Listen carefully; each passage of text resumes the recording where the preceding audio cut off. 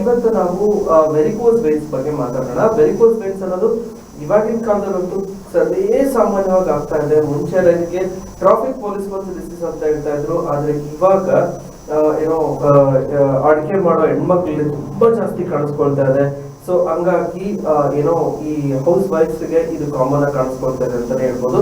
So ಏನು tension ಮಾಡ್ಕೋಬೇಡಿ, ಆಯುರ್ವೇದದಲ್ಲಿ ವಾಸಿ ಮಾಡ್ಬೋದು ಅಂತ ಹೇಳ್ಬಿಟ್ಟು ಯಾರೇ ನಿಂತ್ಕೊಂಡು ಕೆಲಸ ಮಾಡಿದ್ರು ಕೂಡ ಈ ವೆರಿಕೋಸ್ ವೇನ್ಸ್ ಕಾಣಿಸ್ಕೊಳ್ಳುತ್ತೆ. ಸೊ ಹಂಗಾಗ್ಬಿಟ್ಟು ಸೊ ಆದಷ್ಟು ಇದಕ್ಕೆಲ್ಲ ಏನ್ ರೆಮಿಡಿ ಮಾಡ್ಕೋಬೇಕು, ಆಪರೇಷನ್ ಮಾಡಿಸ್ಕೋಬೇಕಾ ಅಥವಾ ಲೇಸರ್ ಮಾಡಿಸ್ಕೋಬೇಕಾ, ಆಪರೇಷನ್ ಮಾಡಿದ್ರು ಮತ್ತೇನು ತೊಂದರೆ ಇಲ್ವಾ, ಅಥವಾ ಅದು ವಾಸಿ ಆಗ್ಬಿಡುತ್ತಾ, ಕಾಲ್ಗೆಲ್ಲ ಗಾಯ ಬಂದ್ಬಿಡುತ್ತಂತೆ, ಗ್ಯಾಂಗ್ರೀನ್ ಆಗ್ಬಿಡುತ್ತಂತೆ, ಆ ಕಾಲೇ ಕಟ್ ಮಾಡ್ಬಿಡ್ತಾರಂತೆ, ನಮ್ಮ ರಿಲೇಟಿವ್ ಯಾಕೋ ಹಿಂಗ ಆಗಿತ್ತು, ಈ ತರದೆಲ್ಲ ಕೇಳಿರ್ತೀರ ಅಲ್ವಾ.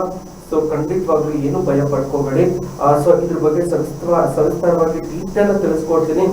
ಏನೇನೆಲ್ಲ ಮಾಡ್ಕೊಂಡ್ರೆ ನಿಮ್ಗೆ, ಏನೆಲ್ಲ ಮೆಡಿಸಿನ್ ತಗೊಂಡ್ರೆ ಯಾವ್ದೆಲ್ಲ ನಿಮಗೆ ಬೆಸ್ಟ್ ರೆಮಿಡಿ ಸಿಗುತ್ತೆ ವೆರಿಕೋಸ್ ವೇನ್ಸ್ಗೆ ಅಂತ. ಸೊ ಹಂಗಾಗ್ಬಿಟ್ಟು ಈ ತರ ಸಮಸ್ಯೆ ಇದ್ರು ಕೂಡ ನೊಟ್ಟಿಗೆ ಮಾತಾಡ್ಬೋದು.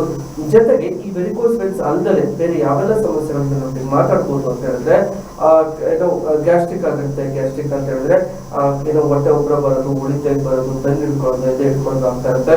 ಸೊ ಆ ರೀತಿ ಏನಾದ್ರು ಎದೆ ಹಿಡ್ಕೊಳ್ಳೋದು ಆಗ್ತಾ ಇತ್ತು ಅಂತ ಹೇಳಿದ್ರೆ, ಸೊ ಅದಕ್ಕೆ ಏನೋ ಹಾರ್ಟ್ ಅಟ್ಯಾಕ್ ಆಗ್ಬಿಡುತ್ತಾ, ಅಥವಾ ಏನಾದ್ರು ಬೆನ್ನಲ್ಲಿ ತೊಂದರೆ ಇದೆಯಾ, ಸಳು ಸಿಕ್ಕಾಗ್ಬಿಡುತ್ತೆ, ರಾತ್ರಿ ಹೊತ್ತು ಮೀನ್ ಕಾಟಗಳಿಗೆ ಟ್ವಿಸ್ಟ್ ಆಗ್ಬಿಡುತ್ತೆ, ನಂಗೆ ಹೋಗ್ಬಿಟ್ಟು ECG DMT ಎಲ್ಲ ಮಾಡಿಸ್ಕೊಳ್ತೀನಿ, ಎಲ್ಲ ರಿಪೋರ್ಟ್ಸ್ ನಾರ್ಮಲ್ ಇದೆ, ಜೊತೆಗೆ ಎಂಡೋಸ್ಕೋಪಿ ಕೊಲೋಸ್ಕೋಪಿ ಏನೆಲ್ಲ ರಿಪೋರ್ಟ್ ಇದೆ ಡಾಕ್ಟರ್, ಎಲ್ಲಾ ರಿಪೋರ್ಟ್ ನಾರ್ಮಲ್ ಬರ್ತಾ ಇದೆ, ಏನ್ ಮಾಡ್ಬೇಕು ಅಂತಾನೆ ಗೊತ್ತಾಗ್ತಾ ಇಲ್ಲ ಅಂತ ತುಂಬಾ ಕಂಗಾಲಾಗಿರ್ತೀರ. ಕೆಲವೊಂದು ಜನಕ್ಕಂತೂ ಸೈಕ್ಯಾಟ್ರಿಕ್ ತೊಂದರೆ ಇರ್ಬೇಕು ಅಂತ ಹೇಳ್ಬಿಟ್ಟು ಸೈಕ್ಯಾಟ್ರಿಕ್ ಡಾಕ್ಟರ್ ಕೂಡ ಹತ್ರ ತೋರಿಸ್ಕೊಂಡ್ಬಿಟ್ಟಿರ್ತೀರ.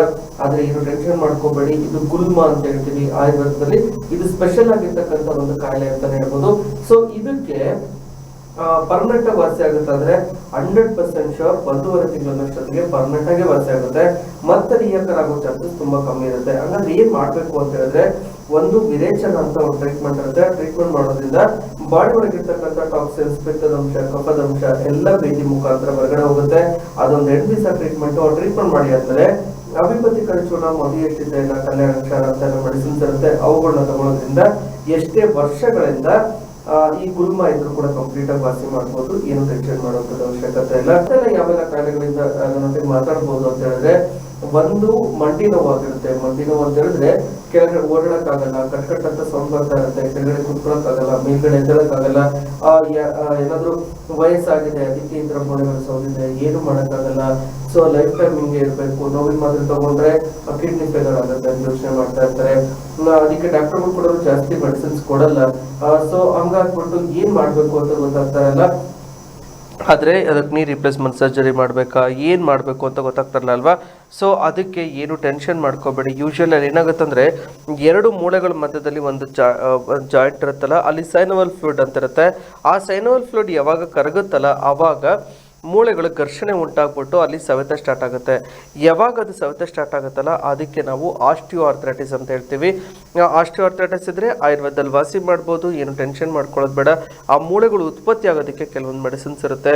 ಅದಕ್ಕೆ ಆಬಗುಗ್ಗುಲು, ಶುಕ್ರ ಮಾತ್ರ, ಕವಟೆ, ಅಶ್ವಗಂಧ ಚೂರ್ಣ, PTG ಘೃತ ಅಂತೆಲ್ಲ ಮೆಡಿಸಿನ್ಸ್ ಇರುತ್ತೆ.